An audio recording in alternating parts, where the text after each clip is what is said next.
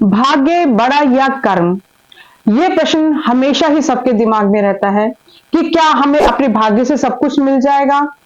कुछ लोगों का ये मानना है कि कर्म अच्छे रखो, अगर हम कर्म करते हैं तो हम अपना भाग्य खुद बना सकते हैं, हमें अपने अच्छे कर्मों से सब कुछ मिल जाएगा। साथ ही कुछ लोगों का ये मानना है कि अगर आपके भाग्य में है ना, तो आप कुछ भी कर्म नहीं करो, आपको सब कुछ मिलेगा ही नहीं। हमारी कुंडली में हमारा भाग्य स्थान बताता है कि हमें जीवन में क्या मिलने वाला है। हमारे 12 भाव ग्रहों की स्थिति हमें बताती है कि हमारे भाग्य में क्या लिखा है और हमको हमारे भाग्य से क्या मिल सकता है। परंतु उस भाग्य को जागृत करने के लिए हमें उससे रिलेटेड कार्य जरूर करने होंगे। अब इसका एक छोटा सा एग्जाम्पल हम बात करते हैं महेंद्र सिंह धोनी का। पहले वो टिकट बेचते थे, हालांकि उनकी कुंडली में क्रिकेटर बनना था, जीवन में लिखा था कि ऊंचाइयों को छुएंगे, लेकिन फिर भी वो टिकट बेचते थे।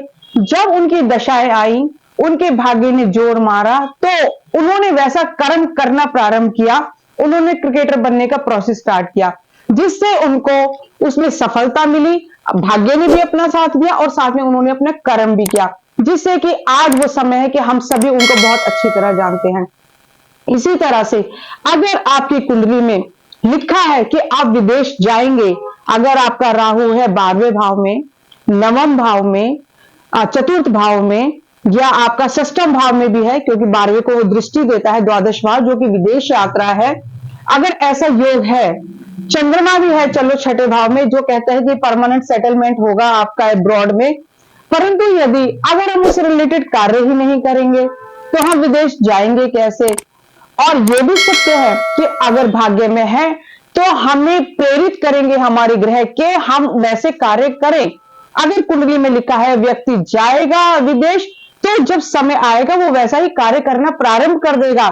स्टूडेंट वीजा लगाएगा या वहां पर कोई जॉब तलाश करेगा, अपना पासपोर्ट बनवाएगा, किसी न किसी तरह से वो अपना प्रोसेस स्टार्ट कर देगा। परंतु जो पहला जो नियम है वो ये है कि आपके भाग्य में वो चीज होनी चाहिए। अगर भाग्य में नहीं है तो सिर्फ कर्म से भी नहीं चलेगा। बहुत सारे लोग हैं, हमने देखा है कि जो बहुत मेहनत नहीं करते पर उनको भाग्य से बहुत कुछ मिला है। बहुत सारे लोग हैं जो बैठे हैं और सिर्फ अपने भाग्य का खाते हैं। इसका मतलब भाग्य प्रबल है, भाग्य जो है प्रायोरिटी जो है वो भाग्य है। हमारे भाग्य में है तभी हम कर्म करेंगे, अगर भाग्य में नहीं है तो कर्म भी नहीं करेंगे। तो इसी तरह से अगर आपके भाग्य में है प्रॉपर्टी बनाने का योग, अगर आपके कुंडली के चतुर्थ भाव में लगता है कि ये व्यक्ति प्रॉपर्टी बनाएगा, भाग्य भाव भी अच्छा है यानी 9वां भाव भी, तो जैसे ही आपकी दशाएं आएंगी, चतुर्थ भाव की आएंगी, आपकी शनि की आएंगी, मंगल की आएंगी, या चतुर्थ भाव में जो राशि बैठी है उसकी है, अपने आप कर्म करना प्रारंभ कर देंगे।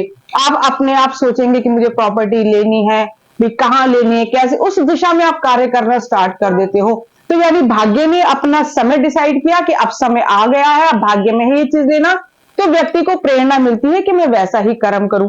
तो कहने का तात्पर्य है कि भाग्य बड़ा या कर्म, ये दोनों एक दूसरे से इंटरकनेक्टेड हैं। अगर आपके भाग्य में दो चीज नहीं है तो शायद आपको प्रयास के बाद भी ना मिल पाए, और अगर आपके भाग्य में वो वस्तु है तो आप उसके लिए प्रयास करना अपने आप प्रारंभ कर देंगे। जैसे ही आपकी दशाएं आएंगी, गोचर आएगा, ग्रहों का समय आएगा, तो आप अपना प्रयास करना स्टार्ट कर देंगे। तो कहने का मतलब यह है कि भाग्य प्रबल है, परंतु उसके साथ प्रयास करना भी बहुत जरूरी है, और प्रयास भी तभी करेंगे, कर्म भी तभी करेंगे जब भाग्य से वो वस्तु आपको देने का समय आ जाए।